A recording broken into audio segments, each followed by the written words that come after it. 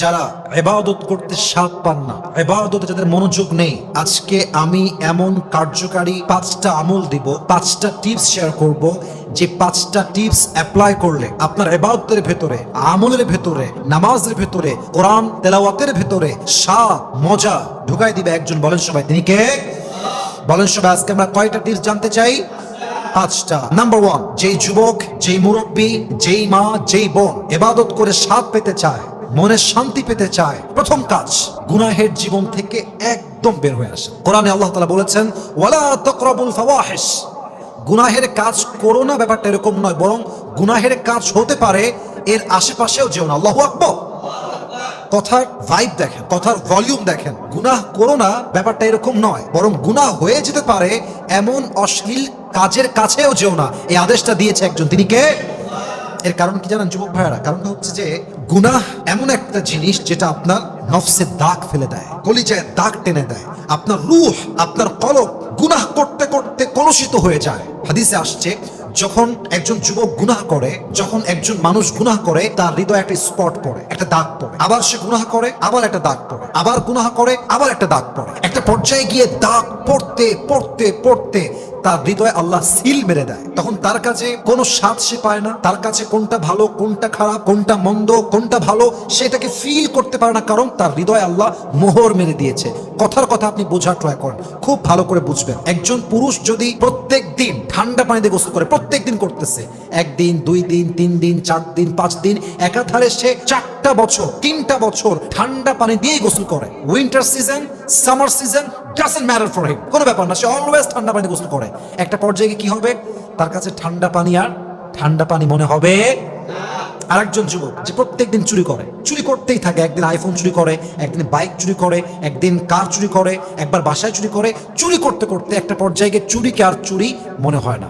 তো যারা নামাজ পড়তে গিয়ে নামাজে মনোযোগ নাই, হেজাব পড়তে চায়, হেজাব পরে ভালো লাগে না, কোরআন তেলাওয়াত করতে চায়, ম্যাক্সিমাম টাইম ইট হ্যাপেন্স যে কোরআন পড়তে বসেছেন, কোরআন খুলেছেন, আউযু বিল্লাহি মিনাশ শাইতানির রাজীম, বিসমিল্লাহির রহমানির রহিম, কোরআন তেলাওয়াত শুরু হয়েছে, 5 মিনিট পড়লেন, 10 মিনিট পড়লেন, একটু পরে দেখ মনোযোগ আর নাই, মন হারায় গেছে, মনোযোগ নাই।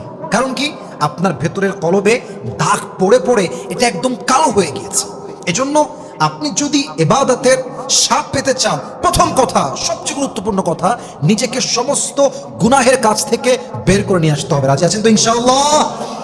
বের করে আনার লাভ কি হবে? আপনি যখনই বলবেন যে আল্লাহ, I have made huge mistakes in my life, আল্লাহ আমি অনেক পাপ করেছি, আল্লাহ অনেক অন্যায় হয়ে গিয়েছে, আল্লাহ তুমি আমাকে মাফ করে দাও, আমি জীবনে এই কাজ আর করবো না, আমাকে তুমি আল্লাহ একবারের জন্য মাফ করে দাও, এই লাস্ট চান্স আমার জন্য। আপনি যখনই ক্ষমা চাইবেন, আল্লাহ আপনার অতীতের সব গুনাহ মাফ করবেন তো করবেন, আপনার কলবটাকে আল্লাহ একদম নিষ্পাপ মাসুম বাচ্চার মতো আর পরিষ্কার করে দিবে। সুবহানাল্লাহ পড়ুন আপনার সবাই।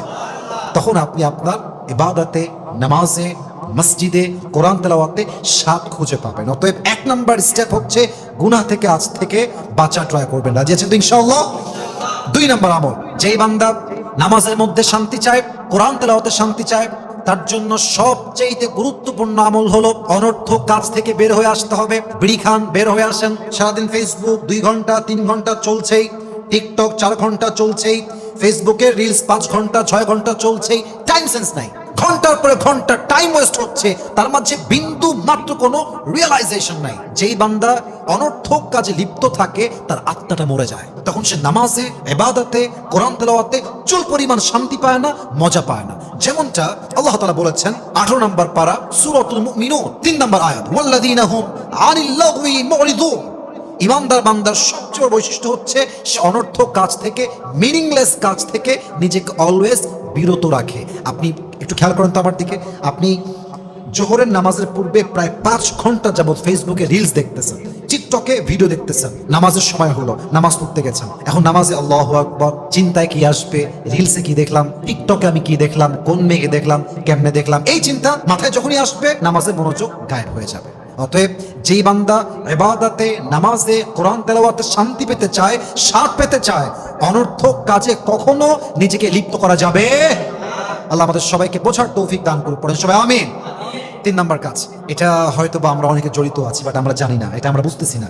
আপনার কামাইয়ের কোথাও যদি হারাম ইনকাম থাকে, মিস্টেকলি আই মিন ইন্টেনশনালি অথবা আনইনটেনশনালি, যেই বান্দা হারাম কামাই করে তার ইবাদতের স্বাদ উঠায় নেয় একজন, বলেন সবাই তিনি কে?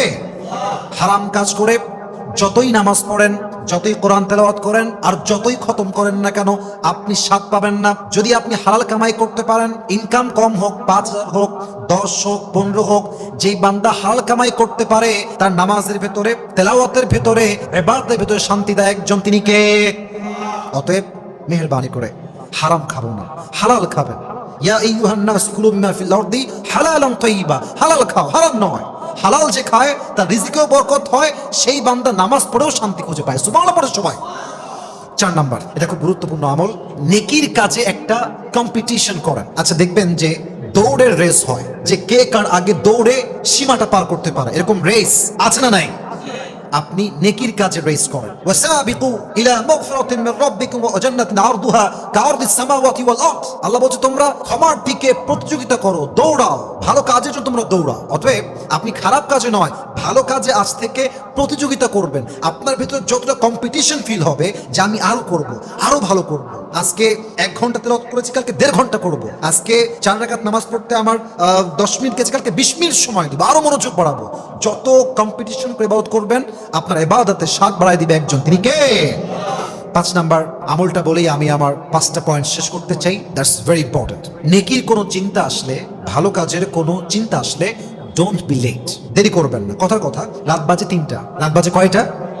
ঘুম আপনার ভেঙে গেছে, মাথায় রাখবেন, রাত 3টায় যখন আপনার ঘুম ভেঙে যায়, এই ঘুমটা অটোমেটিক ভাঙে নাই, এই ঘুমটা আল্লাহ ভাঙিয়েছেন। আর আল্লাহ আপনাকে মেসেজ দিচ্ছে, বান্দা গেট আপ, উঠে পড়, আয় আমার কাছে আয়, সিজদায় আয়, আমাকে ডাক। তুই ডাকতে দেরি হবে, তুই যা চাইবি তোর চাইতে দেরি হবে, আমি আল্লাহর দিতে একটা মুহূর্ত দেরি হবে না। সুবহানাল্লাহ পড়েন। আপনার মনে চাচ্ছে আপনি তাহাজ্জুদটা পড়বেন, শয়তান বলবে যে না থাম, আর একটু ঘুমা, এখন অনেক সময়, সেই 5টায় আজান, 2 ঘন্টা, it's a long time, sleep again, আবার ঘুমা। আপনি ঘুমাবেন না। আপনার এখন মাথায় চিন্তা আসে তাহাজ্জুদ পড়বো, মানে এখনই পড়বো। কারণ যখন জোশ থাকে তখন নামাজ পড়তে ভালো লাগে, আল্লাহকে ডাকতে ভালো লাগে, জিকির করতে ভালো লাগে, কোরআন তেলাওয়াত করতে ভালো লাগে। অতএব আমার মন চাচ্ছে আমি তাহাজ্জুদ পড়বো, আমি এখনই পড়বো। আমার মন চাচ্ছে কোরআন পড়বো, আমি, আমার কাছে কোরআন নাই, আমি মোবাইল ফোনে সফটওয়্যার কোরআন পড়বো। আমার কাছে সফটওয়্যারও নাই, আমি জিকির করবো। আমি জিকির নয়, আমি 4টা সূরা মুখস্থ আছে, 4টা সূরা পড়বো। যখন যে অবস্থায় ইবাদত করতে মন চাইবে, ডোন্ট বি লেট, তখনই আল্লাহকে ডাকা শুরু করবেন। যেই বান্দা যে কোনো মুহূর্তে আল্লাহকে ডাকতে পারে, যখন তার ইবাদত করতে মন চায় তখন সে করতে পারে, লেট করে না। তার প্রত্যেকটা ইবাদতে, নামাজে, রোজায়, যাকাতে, হজে, জিকিরে, কোরআন তেলাওয়াতে, প্রত্যেকটা ইবাদতের মাঝে স্বাদ ঢুকায় দেয় একজন, বলেন সবাই তিনি কে? অতএব 1 নাম্বার আমল, গুনাহ থেকে বাঁচবেন। 2 নাম্বার আমল, অনর্থক কাজ থেকে বাঁচবেন। 3 নাম্বার আমল, হারাম থেকে বাঁচবেন। 4 নাম্বার আমল, নেক কাজে অলওয়েজ কম্পিটিশন করবেন, যে আমি আজকে ওইটা করব, আজকে ওইটা বাড়াই দিব, কালকে অতটুকু করছি আজকে আরো বাড়াই করব, কম্পিটিশন। 5 নাম্বার, নেক আমল করতে ইচ্ছা হলে ডোন্ট বি লেট, যখন করতে মনে চেয়েছে অ্যাজ সুন অ্যাজ পসিবল, খুব দ্রুত আমলটা করার চেষ্টা করবেন, বলেন সবাই ইনশাআল্লাহ। এই 5টা আমল করলে বান্দার আমলের মধ্যে, ইবাদতের ভেতরে স্বাদ ঢুকাই দিবে একজন, বলেন সবাই তিনি কে?